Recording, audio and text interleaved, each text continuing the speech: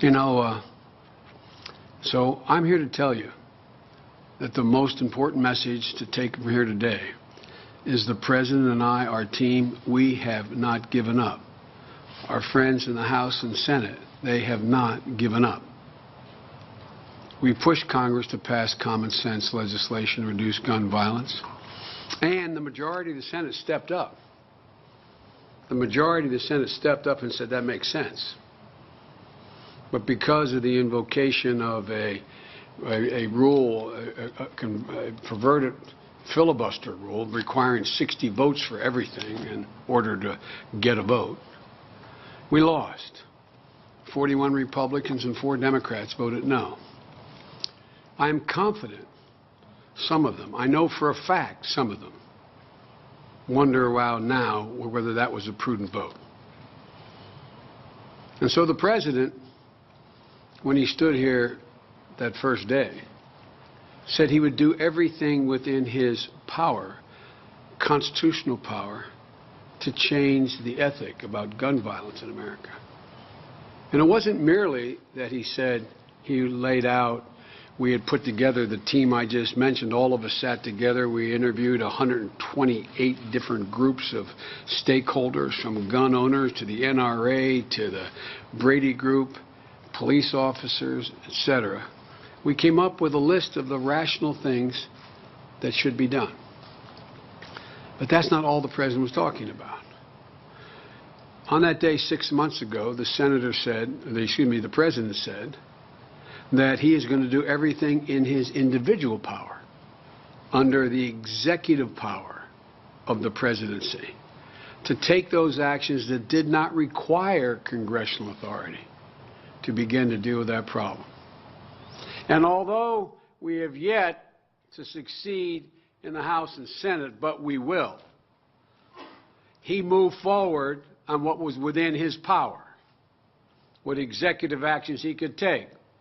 And today I can report that he announced 23 executive actions. 21 of them have been completed, or there's been major progress made toward the total completion, and that we're on track to finish the job. For example, we've strengthened existing background check systems. One of the things everybody found out, except for Eric and I have been doing this our career, is that there's an awful lot of people in states all around America who under the Constitution are disqualified from being able to own a weapon, and their names are held by the states in which they live, and those names have not been communicated to this national system, the National Instant Background Check System. Now, under the Constitution, we are not able to dictate a state take certain actions. So Eric and I and others began to inquire why in those states, 17 of them, by and large, was this information not getting into the system? Already accumulated. Why were those names not in the system? We got all kinds of reasons, one of which was, well, the cost. Well, the President proposed $20 million to incentivize those states, which is easily cover whatever costs they had, to get all of those names, several million of them, into the background check system. Nothing new. The names are already in a file, already in place. And so we're working on that system. We're making sure that law enforcement has the tools at their disposal to combat violence. We're calling on Congress to provide the $10 million, for example. The President's already said that these restrictions on the ability of any federal agency to keep any statistics relating to gun violence and to study the issue, there's an absolute prohibition that existed. The President wiped that prohibition off, and now says he wants to have $10 million allow the Center for Disease Control to restart the gun violence prevention research they had in the past been doing. Why are we afraid of information? An informed society should not be afraid of the facts. We're also working to improve access to mental health care.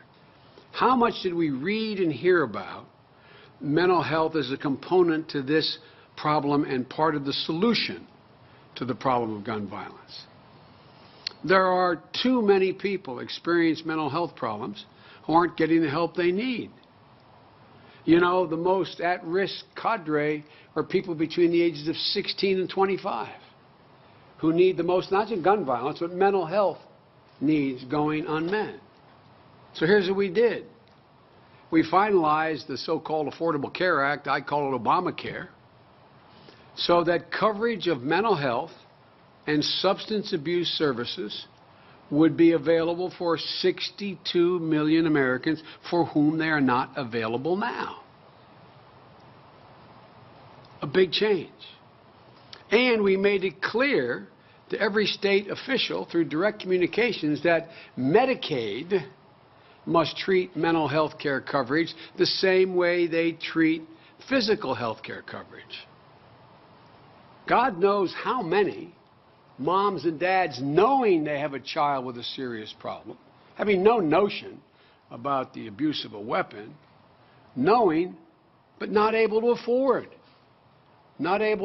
to get the mental health care they need, whether they're on Medicaid or whether or not they have their own private health insurance.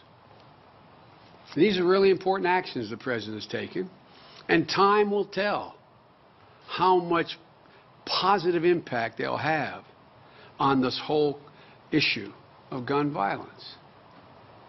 And there's a number of other executive orders that the President has instituted that are near completion that I won't go into now in the interest of time.